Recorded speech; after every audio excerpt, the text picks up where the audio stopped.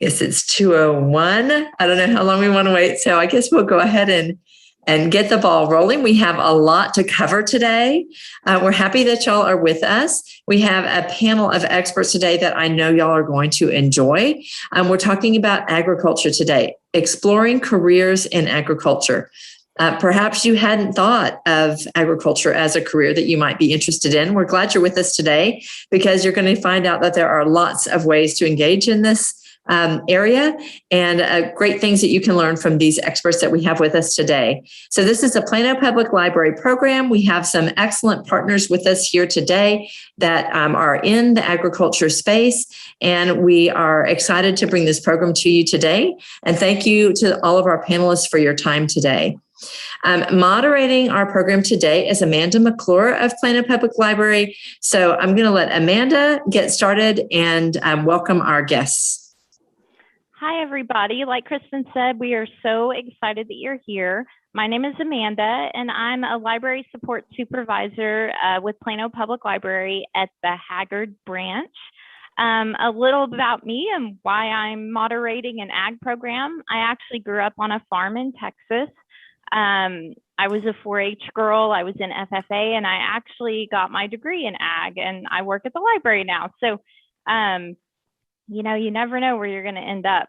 I was also an ag teacher briefly, and so I'm fairly knowledgeable with the content, and it's a career pathway that's near and dear to my heart. So I'm really excited to be moderating this panel, and I will go ahead and introduce Chase and let him tell you a little bit about himself. Chase Brook. All right. Well, thank you, Amanda. I'm glad to be here today. So, as you said, I'm Chase Brook. I am the Agriculture and Natural Resources County Extension Agent for Collin County with the Texas A&M AgriLife Extension Service. You want me to go a little more detail, or are we going to do that? You can go a little more detail. I think that's fine. All right. Yeah. So basically, I work for the Texas A&M University system as a county-based resource for farmers, ranchers, and the general public, and helping them with everything agriculture and natural resources related. Very good. Thank you so much. Up next is Ann Thornton. Thank you, Amanda. I'm Ann Thornton. I am the Director of Agriculture with Collin College. It's a relatively new program that I was invited in August of 2019 to start working on curriculum. And one of the things that we wanted to look at is Collin County has a rich history of agriculture. And if you've lived in Collin County for any length of time, you've noticed that the growth has been explosive, but agriculture is still strong. And so we wanted to address the issue of looking at doing more with less land. And so we developed a curriculum that's basically an urban sustainable ag component. But my background is agriculture and education. You know, it's near and dear to my heart because we small farmed for years, and for 30 years I've been a cattle producer. And so this is an exciting opportunity to share with people of Plano and what agriculture can offer. Awesome. Thank you so much. All right, next up is Jeff Bedner. Yeah, so thanks for having me on today. So I own a couple of different companies that are in the ag field. The first is Profound Microfarms in Lucas, Texas, which is Collin County, just east of Allen. And we are a controlled environment grow operation. Second company that we have is called Profound Foods, and we have it's a food hub. So we distribute food for around 60 farmers, ranchers, and producers in the Collin County, Dallas County areas. All right, thank you so much. Next up is Justin Ng. Hi, I am with D&L Farm and Home. We have multiple stores across North Texas. I'm currently in our outside sales division. Spend most of my days going out to farm ranches, discussing nutrition, feed programs for horses, cattle, any of the livestock on the farms. Also do some pasture management. Okay, So before we get into the questions for our panelists, I just want to remind the audience that if you have questions, you can type them in the chat, and we have someone monitoring that so that we can get those questions to our panelists and get them answered for you.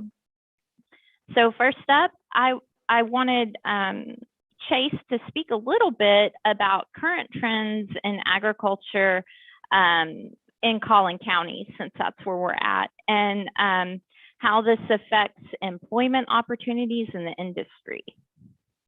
Yeah. So, the first thing to understand, kind of like Ann touched on, even with a rapidly urbanizing county, we are, Collin County still has a very robust ag economy, and we still have a lot of agricultural land. Depending on whose numbers you're looking at, we're still between probably 30 to 40% agricultural use by land area. And I think it's important to keep that in mind that, what we're looking at right now is, yes, we're going through urbanization, but we're also going through a transformation in what agriculture looks like in the county. You don't have to talk with folks very long to, in the past, you saw a lot more of, the row crops, the, corn farming, cotton farming at a certain point in the past. And, with the way our lands are today, you see a lot of transition. So we're, basically over the last 20 years, what we've seen is our average number of ag properties in the county has doubled, but the average size of those properties is halved. It's kind of like a perfectly inverse relationship. And when we have these smaller properties, what people can, want to do on their land changes, right? You're not necessarily going to farm wheat on 5 or 10 acres, but, you have a lot of opportunity for, animal livestock production, for small acreage crops, a lot of horticultural, vegetable, orchard crops. We've got vineyards, and a lot of hay production and grazing and wildlife management as well. So, really and I think this is the trend we've seen, in the past 10, 15 years. And I think that's the trend we're going to see in the future. Folks really like, a lot of people move out here and they want to own their little parcel of ag land, have their own little homestead, and be able to produce their own food, have their own livestock. And the specific goals and outcomes might vary by property and by owner, because we're all different, we all have different interests. But by and large, that's the real short and sweet version. And it's also worth noting that even as these properties have gotten smaller, we have not necessarily seen a related decline in the value of agricultural production in the county. So we're still talking about tens of millions of dollars of production value, and that's just crops and animals sold. When we start considering the overall economic impact, it gets magnified, right? Because agriculture is more than just the corn coming out of the field, or the goats being pulled out of pasture. It's all the related services, and we're going to talk a little bit about that. But agriculture has a very, for every farmer, you have a mechanic, you have a banker, you have an insurance agent, you have a whole network of people who are involved with that land, with that property, and with that, and are a very vital part of that overall economic impact. Very good. Anne, is there anything you'd like to add to that? Well, Chase did a really good summary of what's going on in Collin County. We relocated to Collin County in 1978 when it was still very heavily agricultural, and I was in middle school. But one of the things that we've noticed is as the county has expanded, the demographics have changed, but agriculture is still a foundation, and so we came in with Collin College wanting to look at how do we address more modern agriculture. And what we're seeing nationwide and worldwide is that we are having to grow more with less. And so we're having to look at the technology aspect of agriculture. And how are we, producing large quantities of healthy, nutritious foods in a very small footprint? And so what we would like to do at Collin College is provide our students with those marketable skills and the technology that, number one, is appealing to young people. One of the areas that we're facing an issue in agriculture is farmers are aging out of the system. It historically has not been very appealing to go spend 12, 16, 18 hours a day in the hot sun working and getting very little return on your investment. But precision agriculture is definitely making it appealing to some of our young people. The use of RFID technology, drones, and GPS has made agriculture more efficient, but there is a need for technology training in those areas. So Collin College, from our perspective, is that we want to make sure that our students have the tools and the resources to basically be on the leading edge of the technology component of agriculture. Jeff, would you like, Anne mentioned precision agriculture. I think that's a great tie-in. You could tell us a little bit about what you do here in Collin County in that regard. Yeah, so on my farm, we grow in 17,000 square feet of greenhouses, mostly utilizing hydroponic technology. And inside of that, kind of like Anne was saying, there's a lot of computers are involved with the way we're growing. We grow 150 different varieties of rare culinary herbs, edible flowers, leafy greens, and microgreens. Some for retail, but mostly what we grow on my farm goes to chefs and restaurants. And we're kind of beating the seasons a little bit. We're able to grow cool season crops in the summertime, utilizing shade cloth and fans and evaporative air coolers. And there's quite a little bit of technology that goes into it with LED lights. And I think that when people think careers in ag, like they were saying, that it's a lot more than just the person doing the farming. It's the people developing the LED lights that work, give the exact spectrums for the plants that they need to be able to grow quick and efficient. And all different pieces like that. So I think that the field's pretty interesting to a lot of young people because the technology is cool. And at the end of the day, I think, one of our biggest problems that we have environmentally is kind of the modern way of doing agriculture. And there's so much waste involved in environmental pollution that a lot of young people are really moving for, how do we make a difference with that? Thanks, good. And then Chase had mentioned that there are a lot of different areas that serve agriculture. For every farmer that you have bankers and salespeople and all of these support areas backing them up. And Justin, I think what you do kind of falls in that area. Would you like to speak to what you do a little bit and tell us a little bit about what you're doing in Collin County? Yeah, so I think everybody spoke to this a little bit, but today's technology, efficiency, and what we do. So if that's, most of it's livestock nutrition. So new formulas and feed that have a higher efficiency of growth, making sure we're having the right plants in the ground to make sure we're maximizing the forage for the animals. So, I mean, those are definitely things we're always looking to be the next level, is to make our farms more efficient as they tend to grow smaller. Very good. Okay, so next big question we're going to think about today, and we'll let each panelist answer.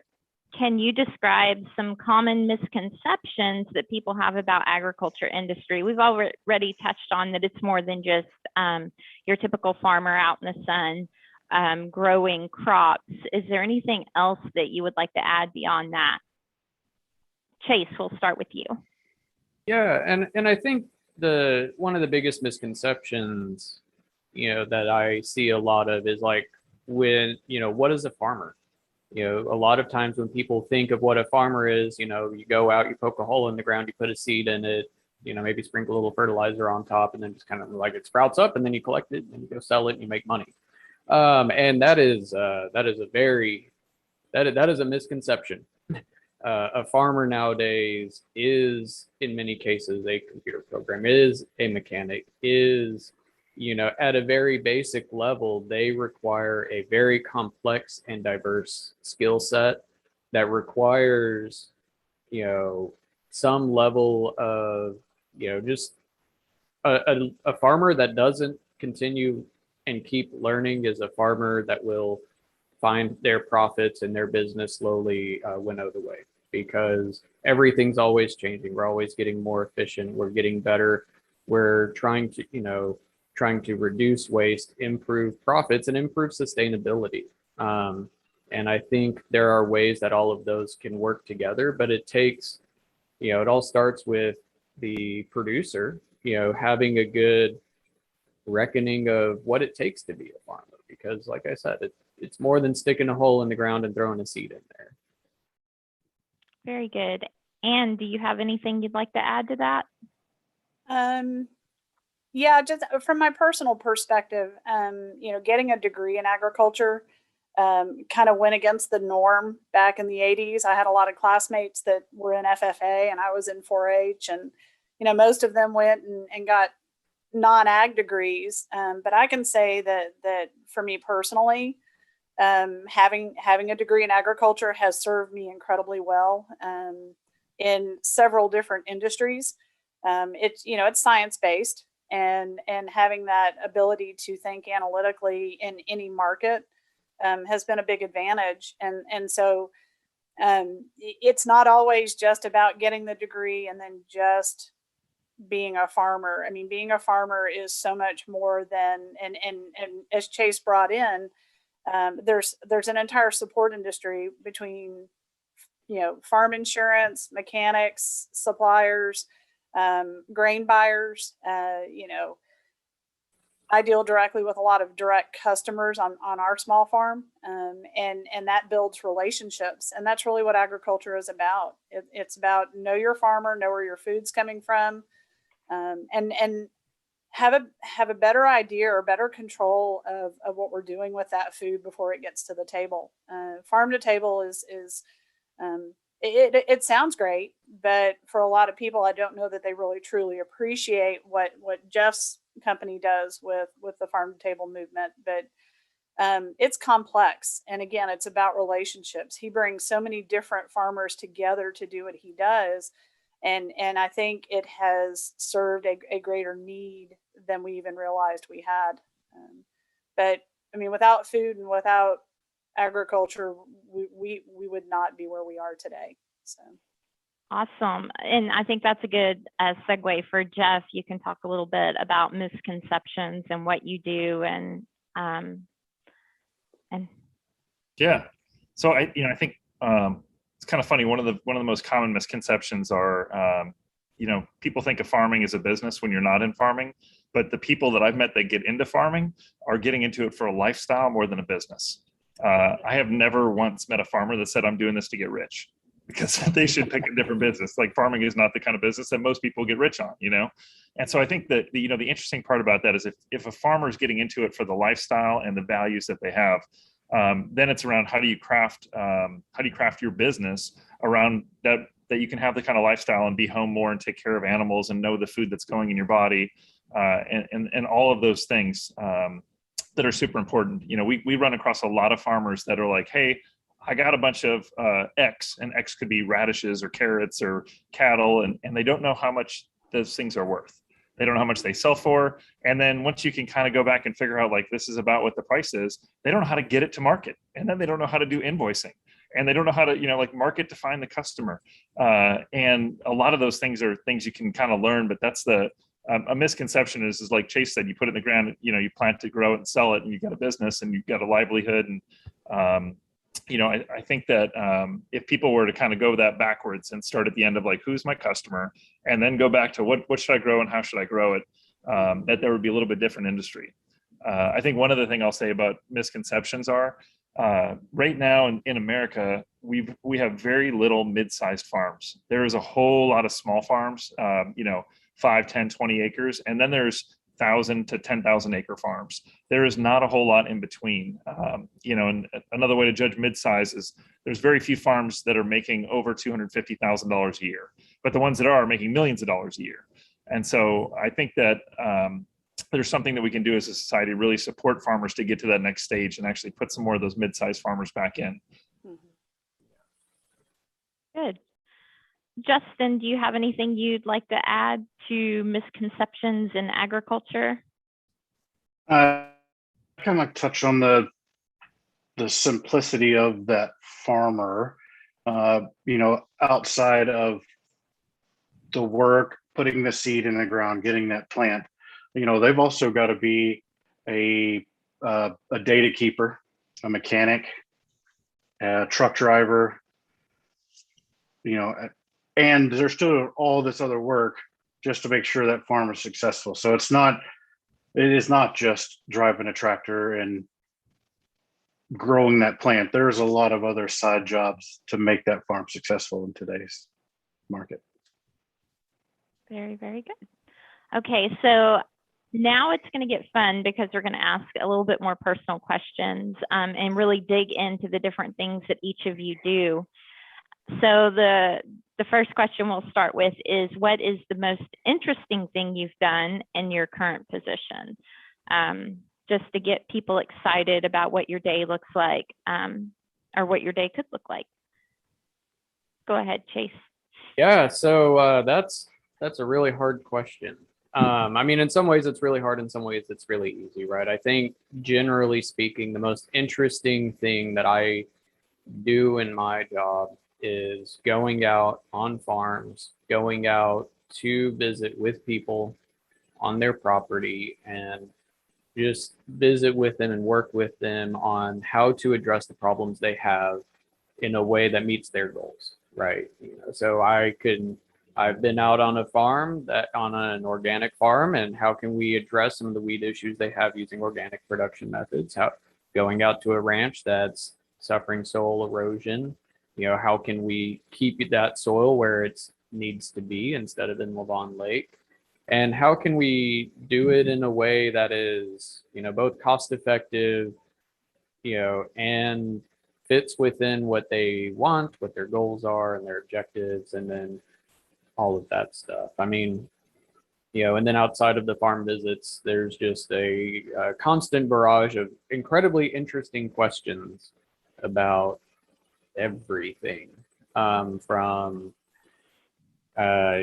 people wanting to grow pretty much any kind of crop, whether it's suited to grow here or not. People are very interested in trying to grow it, and we have a very good chat about the feasibility and risk management on some of those things, as well as just you just meet a lot of very interesting people. And I think that's a part of what I really enjoy about what I do, is like Ann said, it's all about relationships and it's all about making connections. And every time I can help connect someone with either some grant resources, cost share, or just the subject matter expert who can answer their very specific question, that they need answered. I mean, very good. All right, Ann, what is the most interesting thing you have done in your current position? There's actually two areas. One is convincing people that have no background in agriculture, the benefits and the merits of having a community college with a workforce program like ours, and really convincing them that when you drive onto our campus, we need a segment of our campus that looks like a farm. It actually reflects what our students are engaging in. That's probably, I would say that was probably has been one of the more challenging endeavors that I've been tasked with bringing this program to Collin College. But the other part is, and the most exciting part for me, is interacting with our students and our potential students. I accidentally ended up in education with a degree in agriculture, and found out that engaging with students and helping them figure out where they want to go with their life and their pathway and what colleges they want to go to has been incredibly rewarding. Many of our program students right now are non-traditional students. They're coming from different careers. They wanted to look at, hey, we have this land. What do we do with it? We'd like to learn more about it. Or they're looking at retiring in the near future, and they would like to have some skill sets to buy land to move out of a metropolitan area and actually have a small farm. And so the really exciting part of that for me is getting to see students produce in their, conventional housing subdivision, a backyard farm in raised beds. We have one student right now that is actually, and she shares a lot of it on LinkedIn and social media, but it's become now a family operation with her and her adult children and her husband. But we have others that, one of the big hurdles is property wealth. How do young people actually acquire land to start a small farm? And with the cost of real estate right now, that looks even more intimidating for students. So we get creative in some of the classes with some of the discussions that we host with our students is, well, can you lease or can you borrow or can you work on a partnership with a landowner who may not have the time to farm? It's a win-win if they have enough acreage and they can get the ag exemption, ag use on their taxes, and or keep it in ag use, because that's another big area that students want to talk about. We have incredible students. I mean, our young people that are coming into this program are very passionate about the environmental impact of agriculture and would like to address,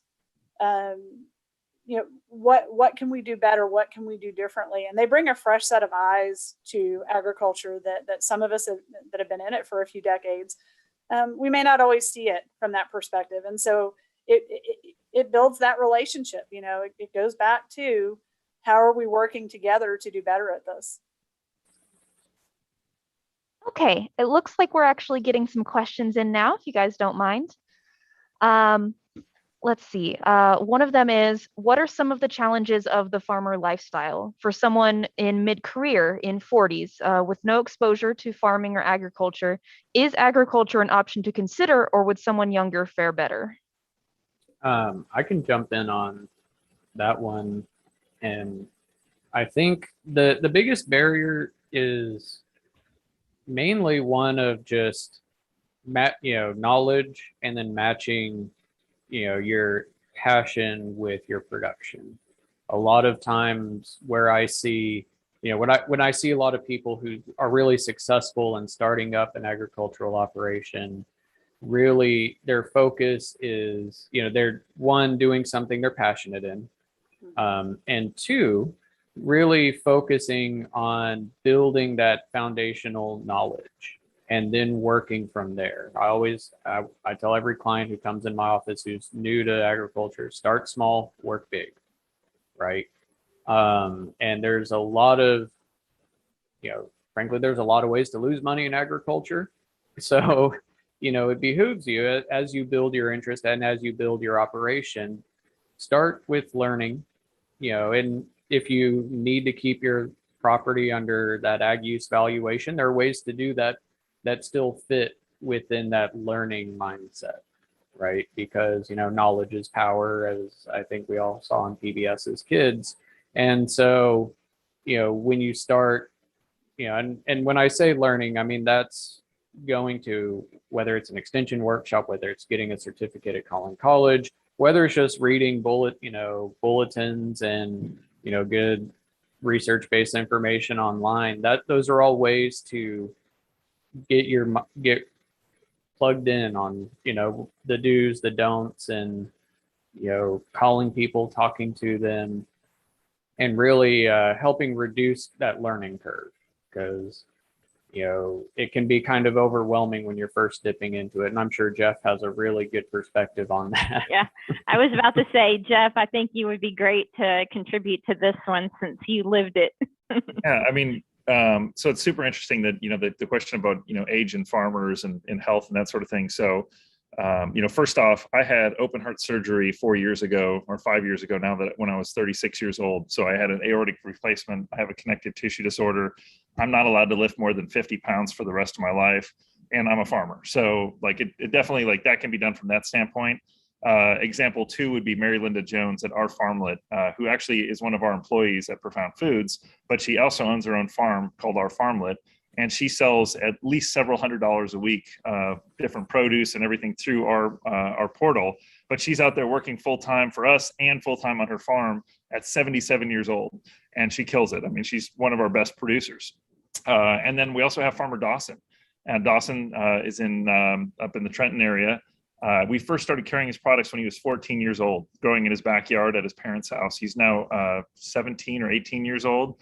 And, he's out there learning and, constantly learning and growing all the time. So I really think that 14 to 77 heart surgery, there's really an opportunity for everybody to learn. And, I think part of it is being a little bit smart about how you're farming and setting yourself up. Don't work at 3 o'clock in the afternoon. Our harvest team is typically done by 10:30, 11 o'clock in the morning because it's just too hot after that. So I think kind of knowing your limitations and also, understanding your property and talking to Chase and some of the other experts before you go and spend a bunch of money building or putting in infrastructure is a good idea. So what steps did you take? Because you don't have a degree in agriculture. You're a mid-career kind of guy. You had another career before you got into agriculture. What steps did you take to really learn the field and learn what you need to know to be successful? Well, yeah, I'm a slow learner, so I'll put that out there first. So I definitely I literally never had a house plant before we bought our farm. I knew that was the direction I wanted to go. And the advice that I would give you is don't do it the way that I did, but it worked for us, right? So I bought the farm, and then it took about 3 years to learn how to grow. So immediately after we bought the farm, I took the Collin County Master Gardeners program. That was hugely valuable, not only from what they taught at the Master Gardeners program, but from the relationships that I made there. I met other farmers, I met other growers, I met people I could ask questions of, and the ag agent that he could come out and help me with our project. I also signed up to become a certified permaculturist, and then met that whole permaculture community. And then I was pretty fortunate. I was able to travel the country, going to different farms and kind of see different setups. And honestly, I can't tell you how many thousands of hours on YouTube trying to learn stuff, because there wasn't the ag program that Ann teaches wasn't available in 2014 when we bought our farm. And now there's a lot more resources. I think I'd probably do it a little bit differently, but there is a lot of information out there. Okay. All right. Let's see. The next question, or there's a couple that are similar. There was a question about thoughts on restaurant farming. What are some of the things that are being done in Collin County in regards to this? What are sort of some of the investment opportunities and returns, and some of the tax benefits of investing in agriculture? I can jump in about the restaurant farming. So if their question is specifically around restaurants that are actually doing farming themselves, or two different ways to answer that. The other way would be for farmers who are working with restaurants and providing them food. To the first part, if it's about restaurants growing their own food, Urban Dirt is a company here in Collin County that does phenomenal urban gardens for restaurants. She's got 7 or 8 big hotels in Dallas and big restaurants, and that's where they set up raised bed gardens. The chefs actually go out there and the cooks go out there and maintain the gardens themselves, and then use that produce in the restaurant, which is super cool. And then to the second question about gardening or farming for restaurants, it's been an interesting couple of years. So before COVID, my company was supplying 130 restaurants in Collin County and Dallas County. And obviously with COVID, that switched. We dropped down to 4 for a little while, and now we're back up to 40 or 50. There's definitely a market for that. Chefs love getting fresh product. They love local product. They love that they can put local on the menu. It is a selling point, and customers are asking for it, and they'll pay more for local. So chefs in particular can see the difference between something that was harvested in Mexico 3 weeks ago or California 2 weeks ago, and something that came out of your backyard. And there's a little bit you got to do to be able to work with chefs and restaurants to get up to that level of consistency and understanding billing and that sort of thing. As far as the tax part of it goes, really I guess there's 2 kinds of deals, and benefits.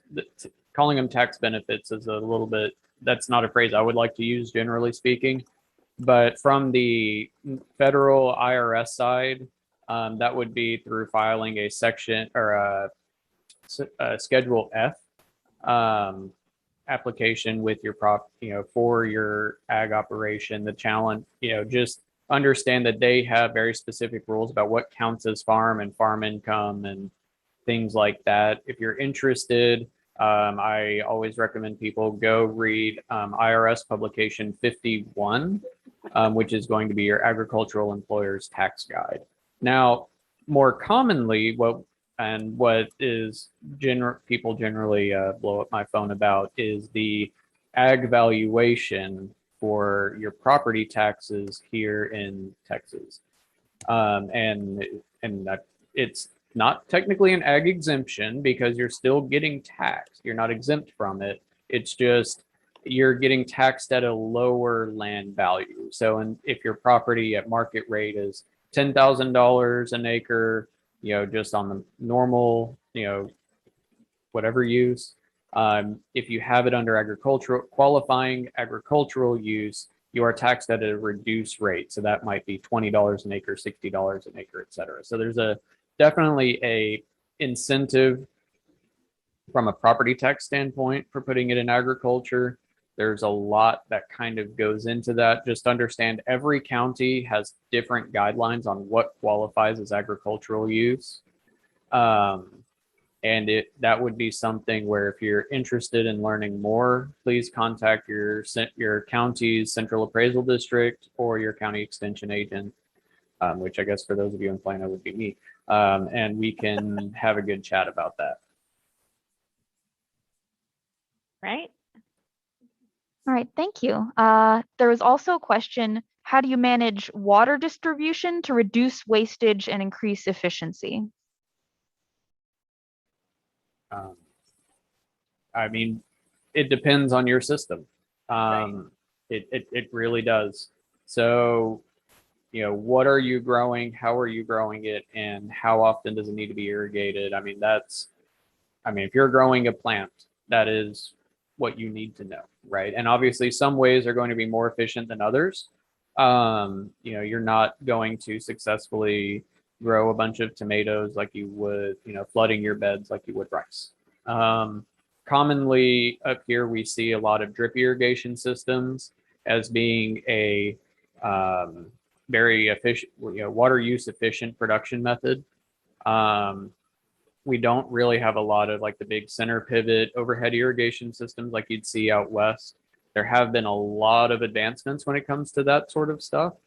But by and large, it just kind of comes down to your production method. What are you growing and what kind and how much or how little water does it need? Because every plant's going to be different. Every system is going to be different. And so for something like fruit orchards, you may have a lot less irrigation need than a pecan orchard if you need it at all, right? And then it comes down to where you're getting that water from and things like that. Well, and another consideration, Chase, is also the soil type. Soil type has a lot to do with how we manage water. Collin County typically has a much more clay content. And so typically in soil particles like that and the way that they handle water, we tend to really encourage students to incorporate much more organic matter so that they can retain water, and we use less, but the plants have access to more stored water at the root level. Yeah. And with our, extremely clayey soils, the number one cause of plant death in Collin County is overwatering. I'm just going to put that out there. Our clays, when they're wet, they're wet, and when they're dry, and there's not a lot in the middle. And this is, outside of agriculture, even in the home landscape, you do not need to irrigate nearly as often as you think you do generally. And we have a whole workshop we put on about that. But yeah, so good point, Ann. All right. Okay, let's see. There's one question. Someone wants to know about what potential investment might be required for in Collin County for 10 to 20 acres for fruit farming with no experience in farming, just passion and interest. So I'm going to give you the extension answer. It depends. It's the only good. It's going to be the only correct answer here because really, it depends on where you're looking to buy. If you're leasing land, you're going to want at least a 20-year lease so you can actually see some return on your investment for that orchard. But where is the land? How close or how far are you comfortable with it being from things like a grocery store? How, do you need, what services and amenities do you need to be able to have on site? Do you care about things like internet and running water? Or are you cool with like a septic system and, pretty much city water, rainwater. Wells are not really a good idea here in Collin County, generally speaking, but that's neither here nor there. I think where I would always recommend starting is first, before you buy, think about what you want to do, because that is going to dictate the kind of property that you will want, and it will save you a lot of effort on the back end. If you want to have cattle and you buy 20 acres of forest, you will not be able to have cattle until you sink a whole bunch of time and money into clearing those trees out so you can actually grow grass, because cows eat grass, not trees. And things like, if you want cattle, does the property have good fences? If not, that's a significant investment in your fencing infrastructure. And just things like that. That's what's going to dictate how much your costs are going to be, right? And on what scale, because when you look at like a fruit orchard, the appraisal district for what they would consider agricultural use, you're looking at over 200 trees per acre of fruit production. So if you're buying 200 acres to put in and you want all of it to be in fruit production, you're going to have to plant so many trees that by the time you plant the last one, the first one's going to die of old age. And Chase, I got a quick question for you. How many fruit orchards of 10 to 20 acres do you think are in Collin County? Oh, a bunch. Okay. I think there are more than I think we know of, because for every property that is actively selling to the public, and I would say that like at a farmer's market or through Profound Foods or other systems, you have a whole bunch that their whole agricultural business is based locally with friends, family, your local network, right? So you might not, on 20 acres, if you're appropriately stocked, you're only going to have like 3 or 4 cattle, right?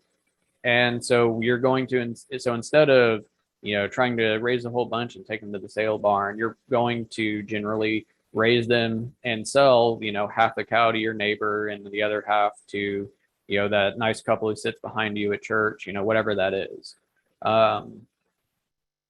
So, and then you have a lot of lease land, which, helps connect, helps provide that grazing land or that hay land for other producers to utilize to, that way they have enough forage for their animals. Yeah, I was just going to say, so I don't know that many fruit producers in Collin County right now. I know that there's, Megan Neubauer at Pure Land Organic has got a U-Pick berry farm for, a couple of months a year. But if anybody's growing fruit in Collin County, I would love to buy them because we cannot get our hands on enough fruit and there's a huge market for it. So yeah, it's just very difficult to grow fruit in Collin County other than maybe blackberries. So, right. There's a strawberry producer just inside of Hunt County. I know it's not Collin County, but 8 strawberry farms. They do a U-Pick type program, but they're all grown hydroponically in a high tunnel. And that type of high tunnel, it's not very big. And I've watched it develop from a personal residence to this little strawberry farm. And it's impressive what they've done on a very small footprint. it's north of Greenville, and it's kind of there at the intersection on the road that goes to Wagner, where the A&M Commerce organic farm is.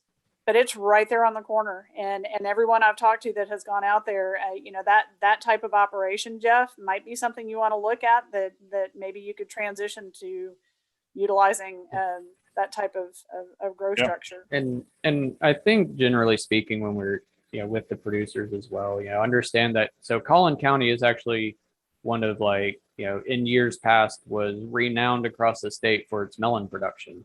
Mm-hmm. I know of a couple folks who grow that's all they grow. They just grow melons, different kinds of cantaloupe, and they grow like the Dickens, frankly. Same thing, and there's a apple and fruit orchard on the north side of the county by Blue Ridge. They're out there, and then for every, like I said, for every person who has 20 acres of orchard, you might have folks who have 1 acre of plums and peaches, and then they have the other ones for they throw a couple of sheep on them. I think an orchard is a very challenging operation to do 100% just orchard work. Sabrina, do we have any more questions? Yes, it looks like there was one. They wanted to know about options for backyard farming or sharing the backyard for farming. Okay. Um, I think I can take that one and then let Chase kind of support on here, because part of what our program is focusing on is, starting with what you have instead of, some of the things that we've talked about today is, if I want to raise cattle and I buy 20 acres of forested land without good fencing, that's going to be a substantial investment. But starting small, one of our students in our program actually has a shed in his backyard that he started a small microgreen company, and he's picked up 4 or 5 restaurants that he grows microgreens for. He sounds like eventually he might want to be a Jeff Bedner, and he's learned all of this through trial and error and watching YouTube videos. But as a student in our program now, his skills have grown exponentially.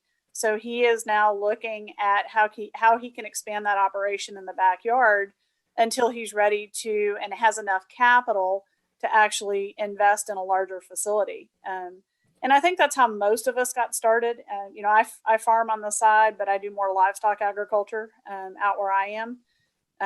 It fits my schedule better, and I'm not here at the farm 60 hours a week when I'm working at the college. So,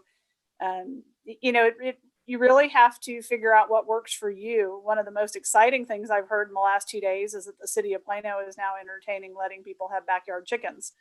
I was super excited to hear about that. I grew up on the east side of Plano on 2.5 acres, and we always had chickens, and we had horses, and we had cows, and we could have sheep in our neighborhood in the city limits of Plano.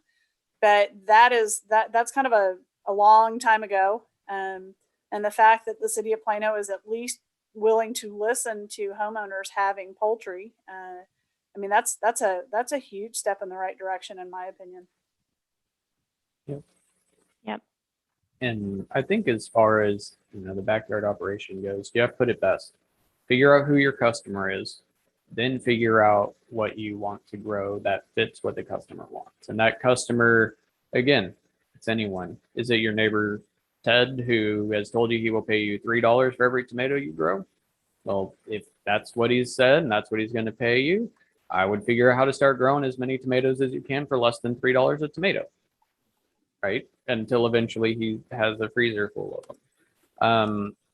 So that is how I would recommend starting. And you can always start off, again, practice your skills, for yourself first. It's when you're looking at plant production in the backyard or poultry production, if your city allows it, that's a great way to build those skills and have that trial and error when, maybe you're risking $100, if your tomato plants all die, you're out, $20.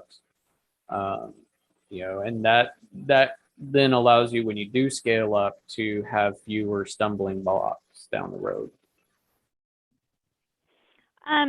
the question they had asked about, like, sharing gardens or gardening opportunities beyond their backyard. I'm wondering if you know anything about community gardens where people could get involved and maybe learn some things if they don't have a backyard, if they're living in an apartment or something like that. Some communities have community gardens. That's always a great opportunity as well. I think that's just a quick Google search away. And I know it varies by community and by distance. Of course, that's one of those things. If it's a 4-minute walk away, then that's going to be, it's a little bit easier to go out and, maintain the plants and cultivate and everything that you need to do than it is if it was 45 minutes away.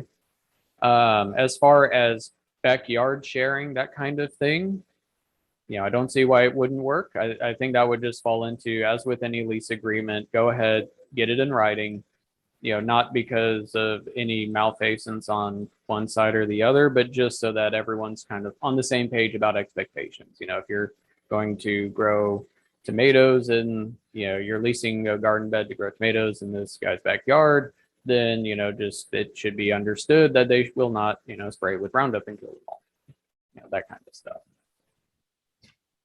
I think there's a phenomenal opportunity in Facebook groups. If you go to Facebook and you search groups for, gardening, there's one called North Texas Gardeners. I think there's 36,000 people in the group. And if you wanted someone to come and farm your backyard, you could post on there of like, hey, who needs space? And the same type token of like, there's an opportunity of saying, I don't know what this is growing, and what's wrong with my tomatoes. And you may not get expert advice like calling, Chase or a professional, but there's a whole lot of people that'll weigh in, and you can have immediate results without having to wait for anything. So I think that, if you've got a backyard in Plano or something like that, that you're looking for someone to come garden in, that would be a really cool community to meet people in, and it's instantaneous. All right. Well, we're coming up close to 3 o'clock. I think, Sabrina and Kristen, I think that we can stay after and answer questions, but for people who would like to leave at 3, I wanted to go ahead and let our panelists speak a little bit about what the audience can do if they want to engage with some of these opportunities to learn more about agriculture. So I know that our panelists have some ideas about resources out there that that someone who's interested in this as a career or as a hobby can access. So we'll go ahead and start with Chase, and just let us know where they can find you and what the extension offers. Yeah, so in the chat, I think there was a link to our website, but definitely if you have any questions or you want to connect with me or my office, the website collin.agrilife.org. That's where to go. And we have, all the ways to get a hold of me, but we also have a whole bunch of upcoming workshops and programs, either hosted by Extension or by partnering groups, and a whole bunch of free resources that, can help you start learning about everything, about whatever you want to produce, or however you are, whatever you're interested in agriculture. Okay. And you're from Collin College. Can you talk a little bit about the certificates and programs that you offer out there? Yeah, I'd love to. So we have an Associate of Applied Science in Urban Sustainable Agriculture, and the program was designed specifically to incorporate some workforce classes and some traditional agriculture classes that will transfer to any 4-year college. And the reason why we did that is we wanted to make sure that our students had flexibility in what they chose to do. The 2 certificates that we offer are both level 1. You can complete both of those in a single semester. The first one is Sustainable Agriculture. It's a 16-hour course, and it has a we did incorporate one of the culinary classes that Collin offers. It's the Chef 1305, so that they can get their ServSafe certification, which is applicable. It's actually relevant for people that want to get into the cottage food industry. And then the second one is our Controlled Environment Agriculture certificate that really looks at traditional horticulture, greenhouse crop production, greenhouse management, and basically taking the technology and applying it to growing more with less. So You can, go to the Collin website under academics. You can find the agriculture program and go to the website. I do have an interest form there that I really encourage prospective students. Whether you come and take one class with us or you take 60 semester credit hours with our program, we'd love to have that.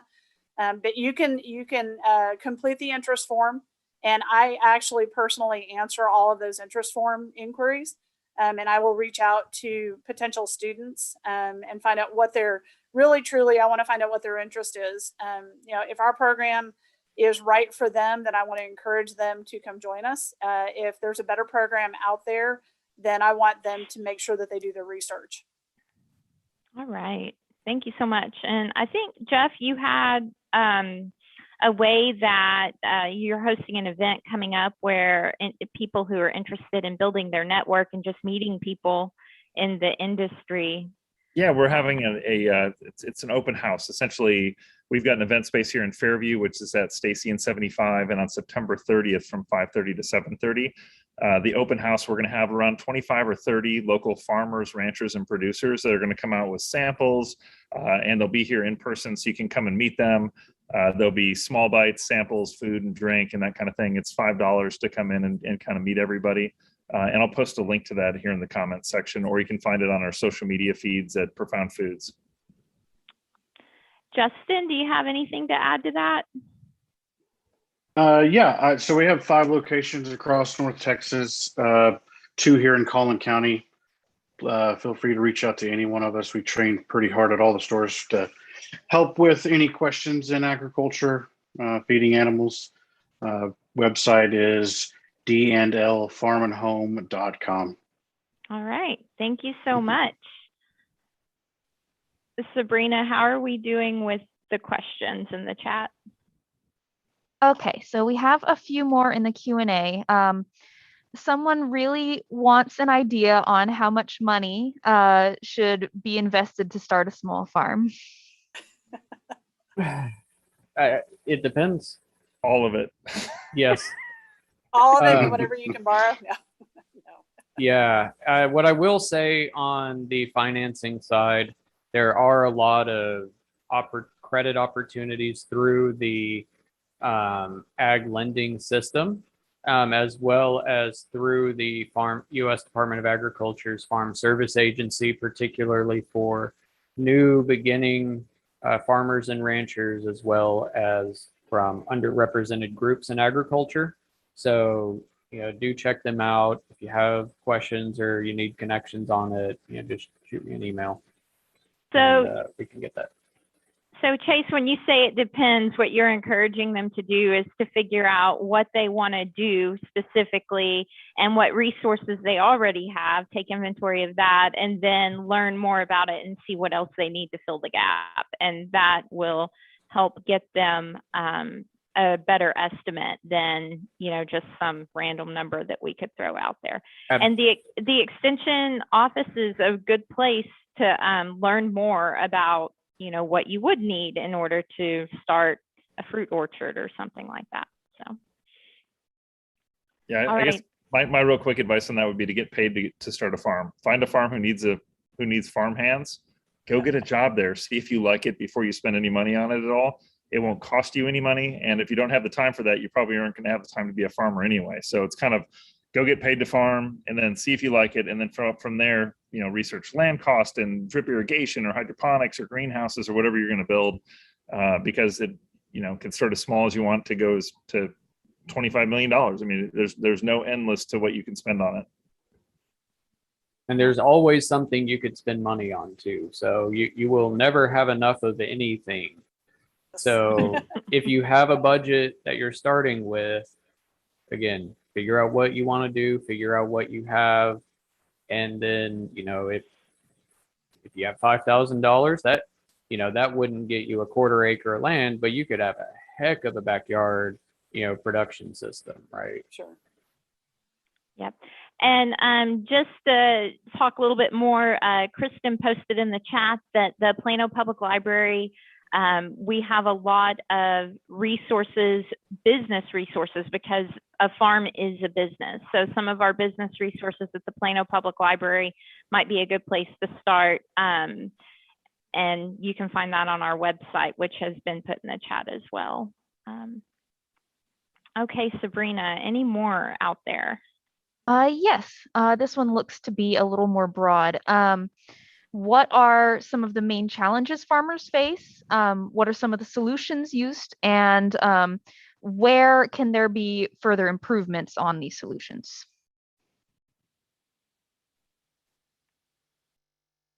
I mean, one of the biggest challenges that we face is the weather. Dallas, Texas is one of the most temperamental places in the country. Actually, it doesn't seem like it is, but we have the hottest hots and the coldest colds, which is really difficult as a farmer to make it grow and to have a crop. And it's the unpredictability in December of, is it going to be 70 or 80 degrees, or is it going to be negative, and snowmageddon again. And so I think that that's probably one of the single biggest things that we face here. And then it also depends on the year as far as water usage and cost. Depending on how you're farming, electricity or fuel cost is another big challenge. So I think, those are probably the first ones that come to mind. And then the next one, which is going to be the biggest problem across the country right now, is labor. Of, how big of a farm are you going to start? We went from paying people $10 an hour starting wage to $15 an hour in less than a year. And that's because there's just not people out there. And so, we can talk about what's fair and all that kind of thing. But at the end of the day, like, that's a lot more money to have to pay the same for doing the same exact job. And they're harder to find people now. So I think those are the 3 or 4 biggest factors for us. Does anyone else have anything to add to that? I have to agree with everything that Jeff said. The other consideration with climate is, there are extremes when we go through drought in Texas where we're limited to what we can water. Even in agriculture, when we're in an extreme drought, do we have enough resources? And so that's one of the areas that we really need to look into, is how are we able to do some rainwater harvesting when we have the rainwater? Yeah, and I think, when we talk about drought and climate and weather, one of the biggest things to understand is drought is not if, it's when. Yes. I mean, I always joke that every August we're getting into our regularly scheduled drought, this year notwithstanding. It's just a matter of how early is it going to start? How late is it going to end? Yeah. I mean, and generally speaking, the challenges will vary based on what you're doing, what your operation looks like, things like that. But I think, to me, it's one of those deals where there's always an improvement that can be made, right? And that's not like a challenge, but it's always think very holistically about your operation. What are you doing? Does it make sense to do it that way? And why are you doing it? If you're doing it because that's just the way you've always seen it done, sometimes that's a good reason, sometimes it's bad, but it's always good to question, because oftentimes that's what can lead you to, some of that efficiency that we talked about, and how to avoid some of the challenges that, you might otherwise have been mired in. All right. Okay, wonderful. I think somewhat related, someone actually asked about the local yearly rhythm for farming. So like the month for seeding, the start and growing cycles. So generally in Collin County, our last frost is March 15th and our first frost is around November 15th. And what I'll tell you is those are lies. That's an average. We could have our last frost in February, or we could have our first, we could have our last frost in February, we could have our last frost in May. And that's just a part of the risk management. And same thing with the first frost, in November. Yeah, we've seen it in, by Halloween. Sometimes it doesn't come until December. And what I would say is, generally speaking, when we talk about growing plants here in North Texas, we have 2 broad categories of plants. We have warm season plants, which grow in the warm half of the year, and cool season plants, which grow in kind of the fall, winter, spring time frame. And just that is that comes down to, what are you trying to grow and when does it grow? Something that might be a summer, that might be a plant that only grows in the summer up in Maine, If it grows at all, it might be a winter time plant or crop down here. So it varies. And yeah, like Jeff said, we get every kind of weather, and there's very, seldom a predictability around it in those transition times in spring and fall. All right. Okay, looks like there's one more question. They're asking, how do you handle disease or pest issues? And are those the same sorts of challenges as weather?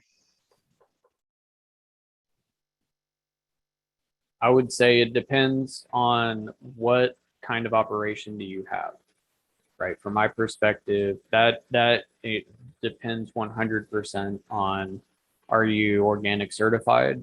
Are you trying to avoid certain products?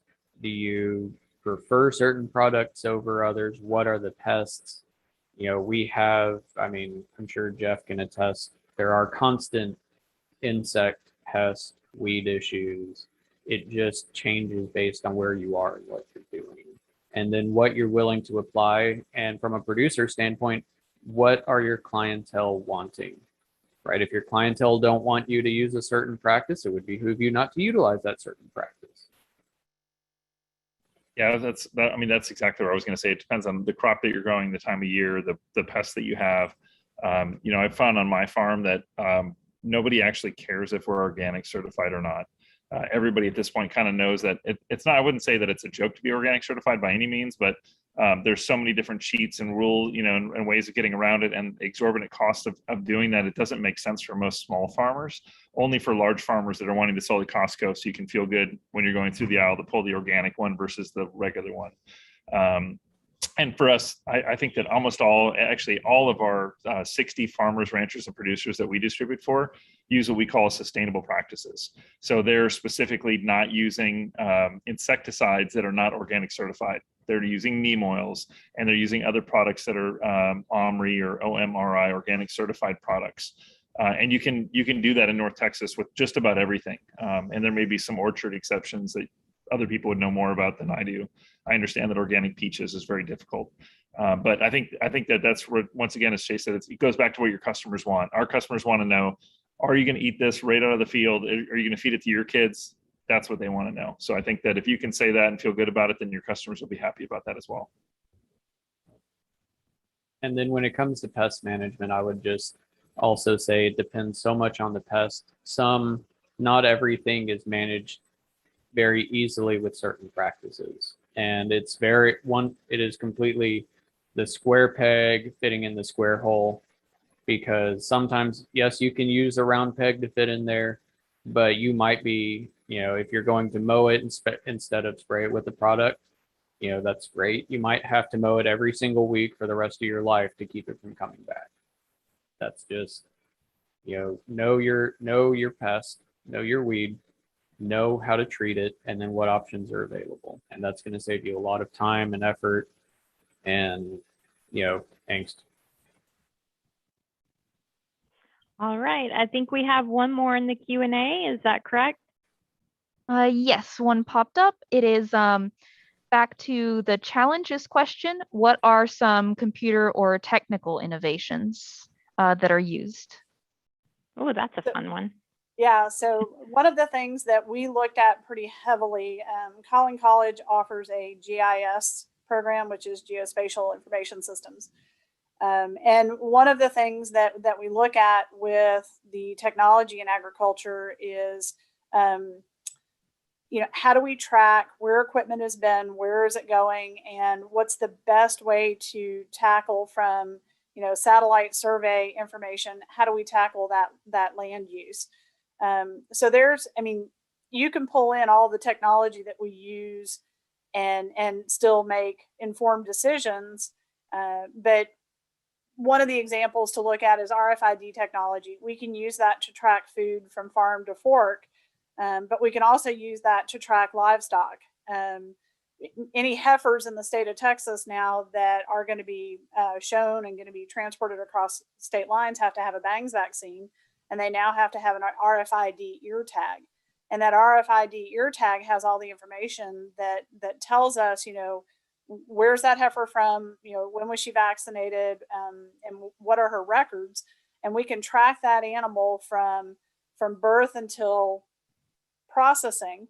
We can do the same thing with very small RFID stickers that we can put on produce. You know, it's a great way to look at intervening when you have a foodborne outbreak of disease that may come from a different state. If we have that RFID tag and we know exactly what square mile that head of lettuce that has E. coli on it came from, we can go back to the source. We can minimize the amount of people that are impacted by that once we're aware that there's an issue. You know, we use satellite imaging and GPS technology and drone technology to reduce our impact and reduce the inputs that we're having to put in. If we want to address a certain weed pest in a field, there is drone technology where we can actually spray just that weed without ever actually setting foot and compressing that soil in that field. So, I mean, it's wide open. This is not your parents' or grandparents' agriculture where you take a crop duster in and you spray everything for everything. We've gotten much better at doing spot treatments for various issues in agriculture. Sometimes it's mechanical. What Chase was saying earlier, if you've got an invasive weed or an invasive plant, sometimes the best way is to keep mowing it until the seeds have all germinated and they no longer produce seed heads. It's a very mechanical, organic way. But if your neighbor sees that you're out there mowing every week, they may question your use of fossil fuels. So, but it is a technology that we have to use, and it is certainly used often in agriculture. Matter of fact, we're having to do it here because we have a weed that showed up and we don't know the source of where it came from. So. And when we talk about the GIS and everything like that, I mean, there's so much focus on the precision side of agriculture. One, because everything's expensive. Anything you're putting down, even just the diesel you're burning, driving, costs money, and it doesn't seem to ever get cheaper. Yeah. And so you're reducing costs. But even nowadays, there are integrated systems where you get your soil tested, and then they can generate fertility maps that are applying just the amount of fertilizer that it needs just in that spot. And the sprayers, the applicators are able to put down, all the way down to the tablespoon or less of product right where it needs to be. And that's on a very large scale. But there's these efficiencies that we talk about. A lot of them come from the computer science, the chemistry, the remote sensing, and even, when we think about agronomy, that's genetics and breeding, right? A lot of it's done in a high tech, or science lab. And that's what allows us to make progress and to do more with less, and with less of an impact on the environment. Very good. I think we're all set with the questions. I don't think there are any more hanging out there. Are there, Sabrina? No, it looks like all the questions have been answered. Awesome. Well, thank you so much for being here, our panelists, and engaging and answering all of the questions and telling us a little bit about the agriculture field. Kristen and Sabrina have done a great job putting some resources into the chat. We have quite a few, if you are enjoying the virtual programs, we have quite a few virtual programs scheduled for the fall. Everything from Illustrator Basics, that's going to be on this Monday at 1 p.m. if you're interested in learning some new softwares. At 6 p.m. on Tuesday, September 21st, we have essential steps for starting a small business. So that might answer some of your questions about investing and that sort of thing. And then the last one in September that's business related is on Wednesday, the 29th at 1 p.m. We have a virtual workshop called Build Your Brand. And just like you register for this workshop, you can go find those links on our website. And we appreciate you coming and listening and sitting in. And if there's not anything else, I think that's a wrap. Thank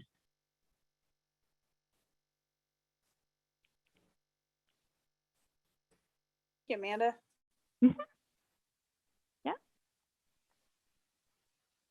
Thank you so much on behalf of Plano Public Library. We're glad that you are all with us today. We are so grateful to our panelists for taking time out of their Saturday to be here and answer your questions. There's a lot of good information and links in the chat. I hope that you'll click on those and find further information about how you can engage in agriculture in our area. So we're so happy to have y'all with us today. And you can watch for the recording of this session on the library YouTube channel, which the link was also in the chat earlier on. Thank you all and have a wonderful Saturday afternoon. Keep learning. All right. Thank you. Thanks, everybody. Thanks.